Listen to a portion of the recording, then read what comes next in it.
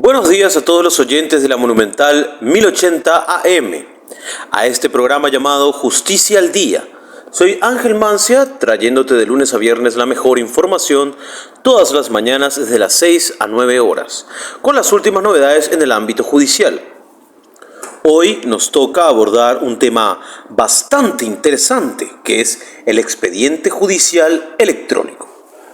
Un nombre que corre por los pasillos del Poder Judicial, pero que aún posee algo de recelo y ambigüedad por parte de los trabajadores del derecho y para ciudadanos en general quienes buscan los servicios de justicia. Las nuevas tecnologías cada día son más palpables con nuestra realidad, en varios ámbitos necesarias y nos involucran cada vez más hasta en el desempeño de nuestras labores cotidianas. Esto es más que plausible, por ser una gran ayuda en tiempos de pandemia, mostrando así su utilidad innegable, después de 2 años transcurridos con este flagelo del coronavirus y con las medidas sanitarias levantadas. Contamos con la presencia de invitados especialistas en el área del derecho y la comunicación institucional, que con sus aportes nos ayudarán a esclarecer todas las dudas, como sumar conocimientos sobre el expediente electrónico en el día a día del derecho. Saludamos primeramente al licenciado en Ciencias de la Comunicación y comunicador institucional Cristian Fernández, quien nos va a contar sobre la implementación del expediente electrónico y más. Buenos días, Cristian. Empecemos. ¿En qué año fue la primera vez que se implementó y un poco de historia sobre esta herramienta judicial? El expediente judicial electrónico, en cuanto a su implementación, posee una historia que se podría dividir en 2 partes. A mi criterio, siempre considero esencial clarificar los conceptos antes de desarrollar una idea o antes de narrar una historia, como voy a hacer a continuación, ¿verdad? Porque en la implementación del expediente electrónico obviamente se divide en 2 actos que marcan el inicio y el inicio oficial, como yo lo digo, ¿verdad?, que ya consta en documentos y demás, ¿verdad? Esta breve diferenciación tiene que ver con el expediente judicial electrónico, que es una herramienta individual, obviamente, que posibilita a través de las nuevas tecnologías de información y de la comunicación, de las TICs famosas, intervenir. Ofrece a los profesionales del derecho la posibilidad de intervenir en los procesos judiciales de manera remota. Esto le da una inyección de celeridad impresionante. Esto puede incluso ahorrar recursos muy importantes como lo es el tiempo y en este caso también el uso del papel, ¿verdad?, que todos sabemos que tiene un impacto en el medio ambiente y no necesariamente uno positivo. Entonces, el expediente judicial electrónico es eso, es una herramienta tecnológica. Ahora, el trámite judicial electrónico, en el que se engloba justamente el expediente judicial electrónico, ya forma parte de los diferentes trámites que se puedan hacer, obviamente judiciales, en este tipo de vías. La vía digital, la virtual o la telemática, como le dicen muchos abogados.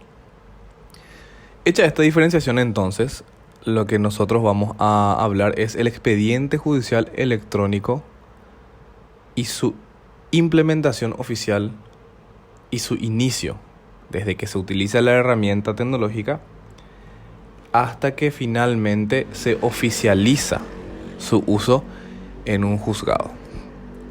Para ello tenemos que trasladarnos hasta el año 2013, abril para ser exactos.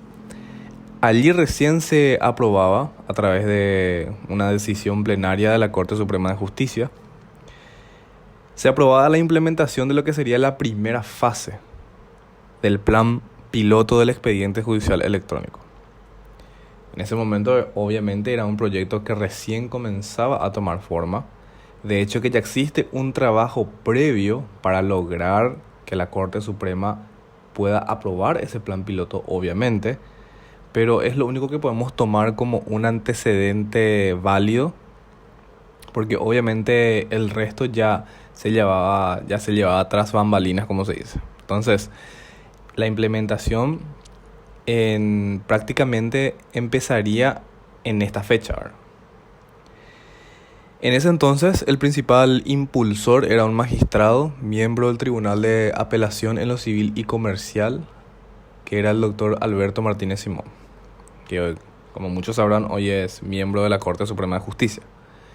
En ese entonces, él, y obviamente contando con un equipo que lo ayudaba a coordinar este proyecto que se iba consolidando, estamos hablando de las diferentes dependencias del Poder Judicial, hablamos de las TICs, hablamos de recursos humanos, incluso hablamos de magistrados que se ponían a disposición para poder otorgar su opinión al respecto de esto o para poder, ¿cómo se dice?,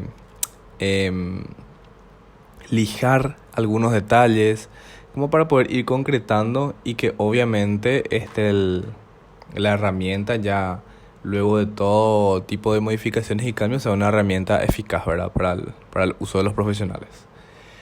Entonces también hay que resaltar obviamente el papel que cumplieron muchos funcionarios que hicieron todo lo posible para poder capacitarse también y así capacitar también a los demás funcionarios para poder utilizar la herramienta. Y también obviamente no dejar de mencionar a nosotros los comunicadores, ¿verdad? Los periodistas que obviamente siempre estamos allí cubriendo este tipo de noticias desde que inició y se tomó esta decisión del plan piloto hasta hoy día, que es una herramienta consolidada y sigue expandiéndose en las diferentes circunscripciones judiciales del país. O sea, es importante llevar ese mensaje obviamente a la ciudadanía, porque esta herramienta trae una novedad que es no que se dirige principalmente al abogado, sino también favorece a la parte en el proceso. ¿Y esto por qué?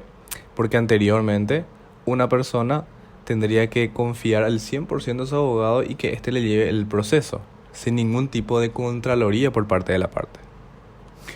Si bien dicho, la parte en este sentido es la persona que inicia una demanda o inicia un proceso o el cual es denunciado o denunciada en este caso.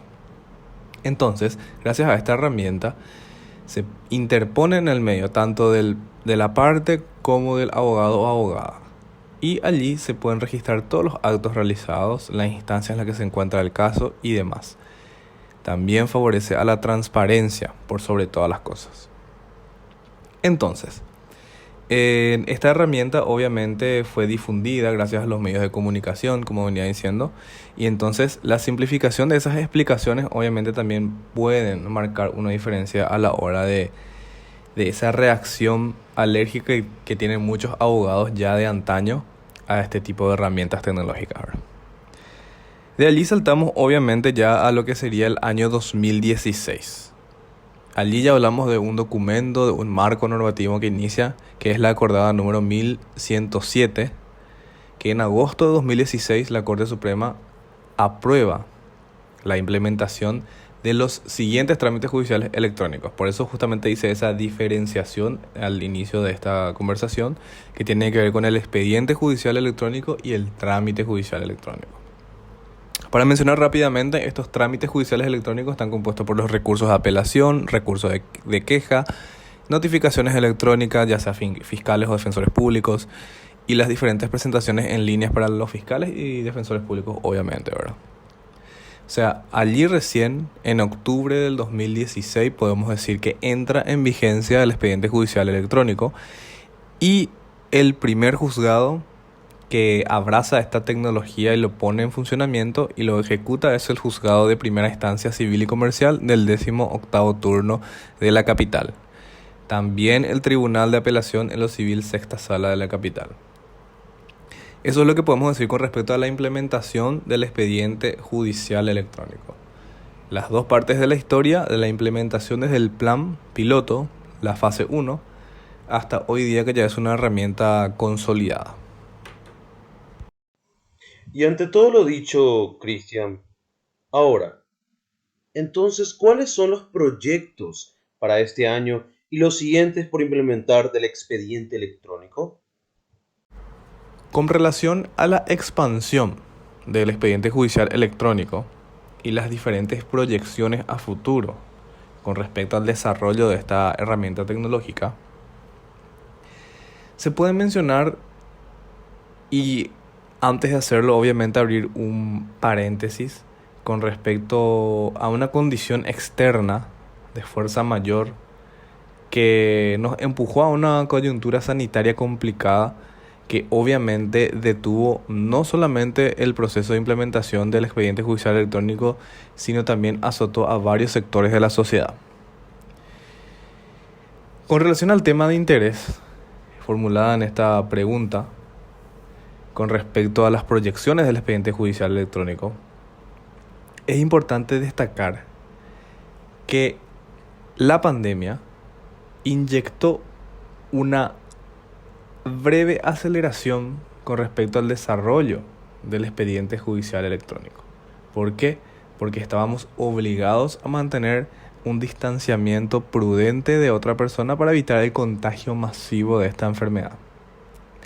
Entonces, la tecnología jugó un papel preponderante durante estas épocas más duras de la cuarentena e hicieron que el expediente judicial electrónico sea la perla, que sea la herramienta principal para evitar que el sistema de justicia quede estancado durante tanto tiempo. Entonces, hablamos de no solamente dentro de la nube tecnológica en la que se encuentra el expediente judicial electrónico, hablamos también de las audiencias telemáticas, donde un juez o donde una persona ya no debe trasladarse hasta el juzgado para poder declarar ante un juez. Cuando una persona no debe trasladar un documento de un punto a otro para que el juez pueda firmarlo. Allí es donde entra el expediente judicial electrónico. Todo esto mencionado formaron parte de las proyecciones que, si todo seguía su curso normal, evitando lo que es la pandemia, formaría parte de una proyección.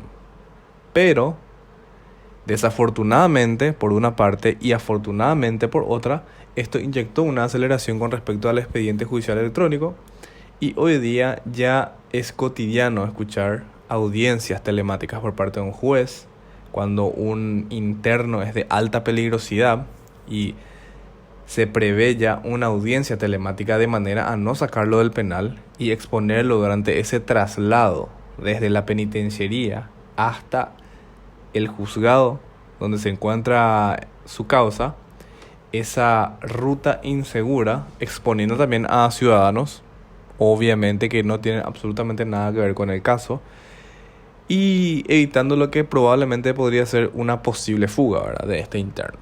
Entonces, también no solamente le inyecta celeridad y transparencia a los procesos judiciales, sino que también brinda una garantía de seguridad, tanto para el interno como para el juez y como para las personas que desarrollamos y llevamos una vida en la ciudad. Entonces, estas proyecciones que estoy mencionando son demasiadas. Por citarlas, por ejemplo, hasta hace poco, el expediente judicial electrónico aterrizó en lo que es la Sala Civil de la Corte Suprema de Justicia. Entonces, entre esas principales proyecciones es que todas las salas de la Corte Suprema de Justicia, la Sala Civil, la Sala Constitucional, la Sala Penal, cuenten con esta herramienta. Posteriormente, puedan afianzarse las tecnologías en los tribunales de apelación y finalmente también los juzgados de paz. O sea, estas son las proyecciones a hoy de lo que sería la expansión del expediente judicial electrónico. Obviamente, para que estas proyecciones puedan llevarse a cabo, se requiere de una dotación de una infraestructura, y al referirnos a ello nos referimos a las computadoras, a un equipo informático digno de que pueda recrear básicamente o reemplazar un montón de actos realizados por parte de los abogados y poder tramitarlo de manera rápida, sin perder el tiempo. Obviamente, en términos informáticos podríamos decir una computadora que no sea obsoleta y obviamente el recurso humano detrás de ello, gracias a las capacitaciones realizadas que también obviamente en tanto actuarios como magistrados deben estar empapados acerca del manejo del expediente judicial electrónico. Entonces, haciendo una breve reseña al finalizar esto, podemos decir que las principales proyecciones de la expansión del expediente judicial electrónico están dirigidas hacia las salas de la Corte Suprema de Justicia, hacia los tribunales de apelación y hacia los juzgados de paz.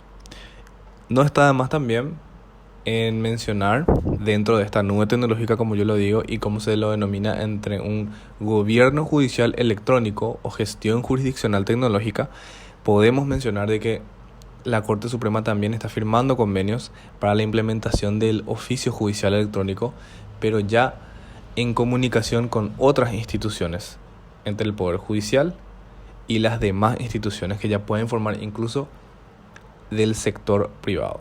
O sea, esto también forma parte del fenómeno que inició el expediente judicial electrónico y que creemos que no va a terminar muy pronto porque la tecnología avanza a pasos agigantados y creemos que obviamente en su concepto mismo la tecnología básicamente son el conjunto de herramientas que el hombre puede utilizar a su favor para facilitar situaciones, para resolver en cualquier tipo de obstáculo, y finalmente eso redita en mejorar la calidad de vida del hombre. O sea, la tecnología tiene esa principal función. Y creemos obviamente de que la tecnología dotada de buena información y por sobre todo de buena intención, aplicado en el sector judicial puede lograr grandes resultados.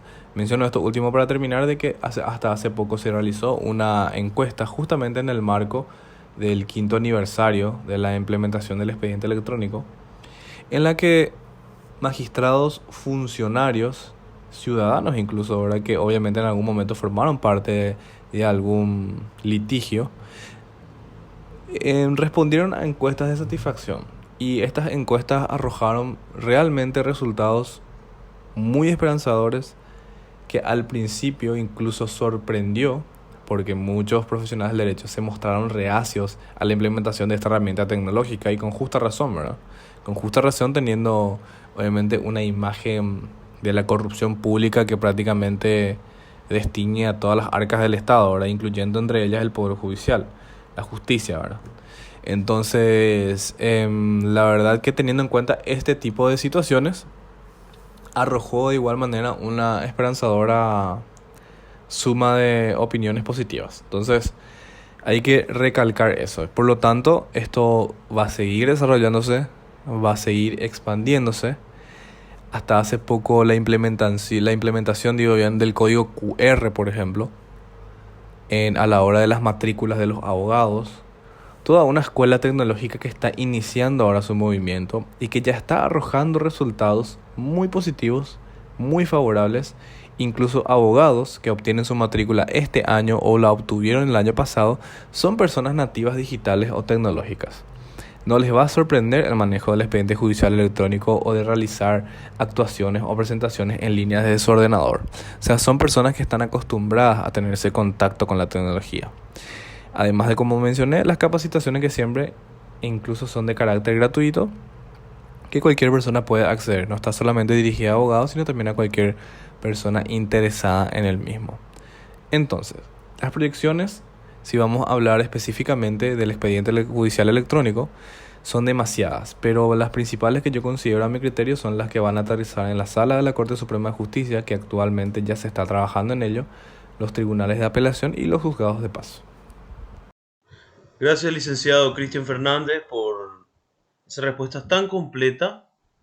Desde un detallado relato de los inicios del expediente electrónico a lo que es en la actualidad. Así que serían las salas de la Corte, juzgados de apelación y juzgados de paz, que esperemos prontamente se culmine la tarea de implementación.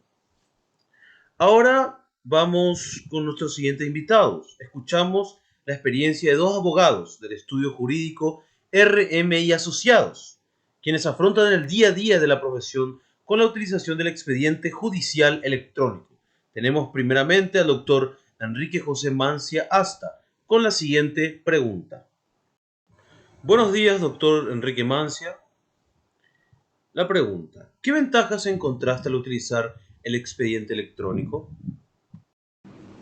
Eh, en base a las ventajas, específicamente para mí personalmente es la rapidez de ver y presentar los correspondientes escritos sin mucho, por lo menos sin moverte de tu casa u oficina, ¿verdad?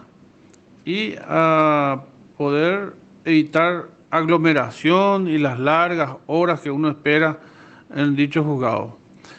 También podría ser para no trasladarte a parte de los interiores y que quede exclusivamente cuando existan las audiencias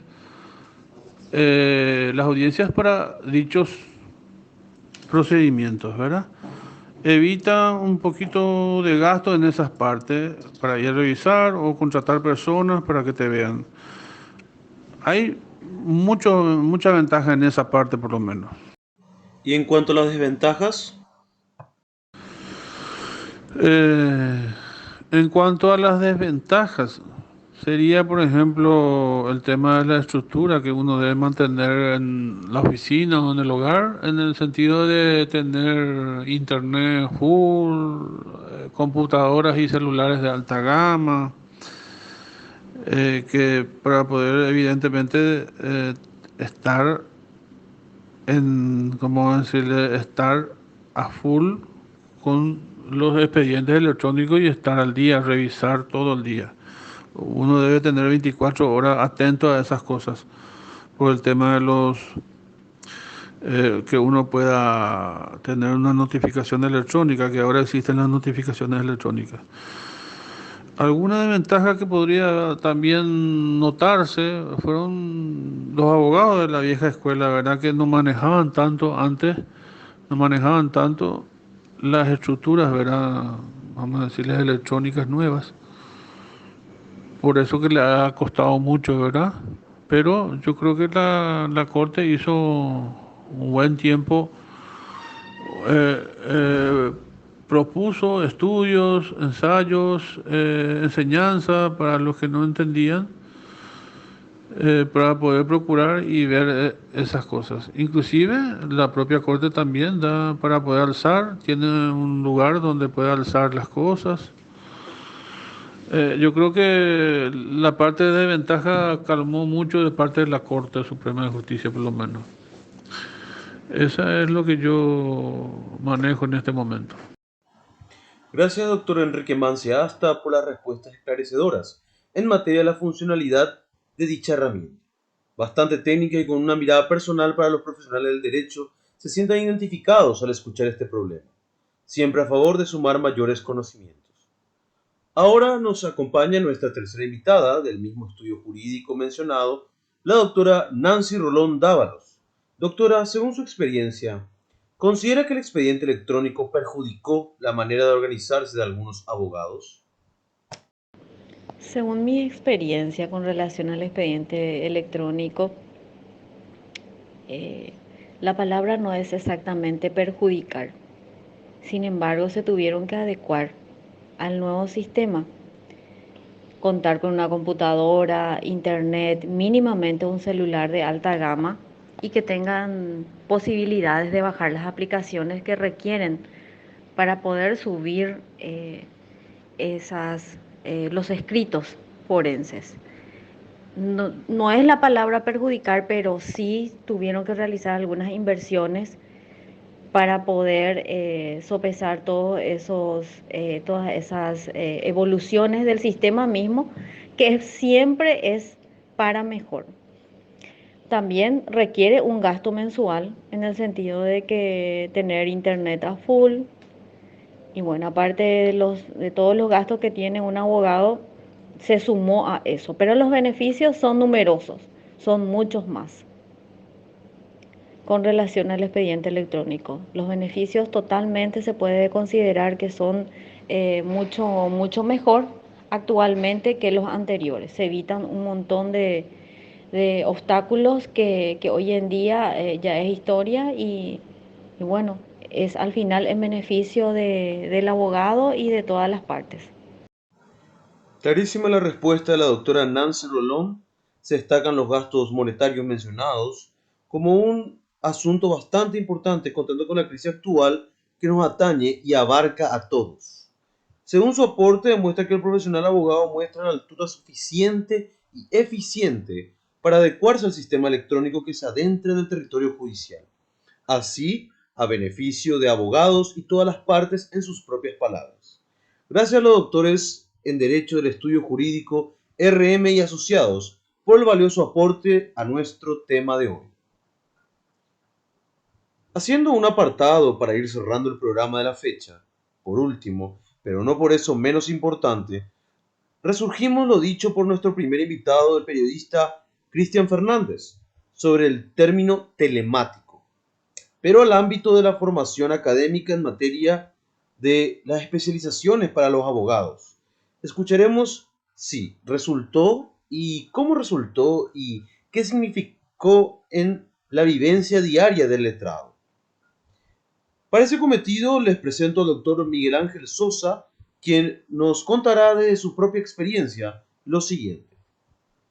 ¿Qué tal se desarrollaron las especialidades dentro de la profesión por los medios telemáticos? ¿Y si se presentó una gran diferencia con los estudios presenciales? Con respecto a los cursos telemáticos, realmente fue una improvisación bastante oportuna. ¿Por qué? Porque yo estaba cursando mi maestría y mi escuela judicial. La escuela judicial yo lo iba a hacer eh, en la ciudad de Pilar. Me ahorró, por ejemplo, esos viajes, ir todos los fines de semana, por un lado. Por otro lado, estar dentro de mi hogar. No me alejé de mi familia, que era justamente eso lo que eh, motivó eh, el curso telemático, ¿verdad? Por la pandemia. Eh, Se podía interrelacionar muy bien con los profesores, con los compañeros. Eh, lo bueno de todo es que no nos quedamos atrás, continuamos. Porque si en ese medio telemático creo que hubiéramos sido más ignorantes todavía a esta altura del campeonato, ¿verdad? Súper bien se desarrolló, yo terminé mi carrera, mis dos posgrados, la maestría penal y procesal penal, y también la escuela judicial. Terminé, gracias a ese.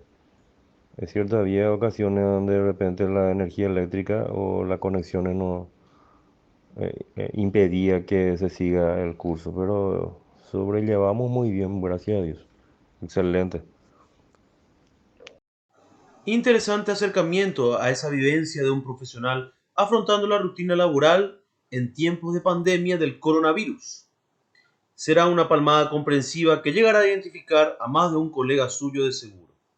Para aquellos que siguen Justicia al Día por la 1080 AM. Volviendo al tema que nos convoca, que es el expediente judicial electrónico, doctor Miguel Sosa, la siguiente consulta. ¿Aportó la función de ser una herramienta útil para el desempeño diario en tus casos? En cuanto al expediente electrónico que ya teníamos antes de la pandemia, eso ya veníamos manejando de a poco, pero también nos ayudó esta presión a aprender rápidamente cómo se utiliza el expediente electrónico, que también ayuda muchísimo en no trasladarte, por ejemplo, de una ciudad a otra ciudad. Ayuda bastante. Realmente es cuestión de acostumbrarse, ¿no? Porque creo que no podemos nosotros evitar el sistema, o sea, que el año electrónico, ¿verdad? Porque ahora todo es computarizado, todo es electrónico. Entonces hay que adecuarse a eso. Y nos estamos adecuando. Gracias al doctor Miguel Ángel Sosa por su aporte. Así concluimos una edición más de Justicia al Día por la Monumental 1080 AM. Agradezco la participación de todos nuestros invitados, el licenciado Cristian Fernández, los doctores Enrique Mancia Asta y Nancy Rolón Dávalos, y el doctor Miguel Ángel Sosa, por brindarnos un momento de su tiempo a la hora de esclarecer nuestras dudas y afirmar conocimientos. Nos reencontramos en el próximo programa a la misma hora de 6 a 9 para informarte como todos los días. Hasta mañana.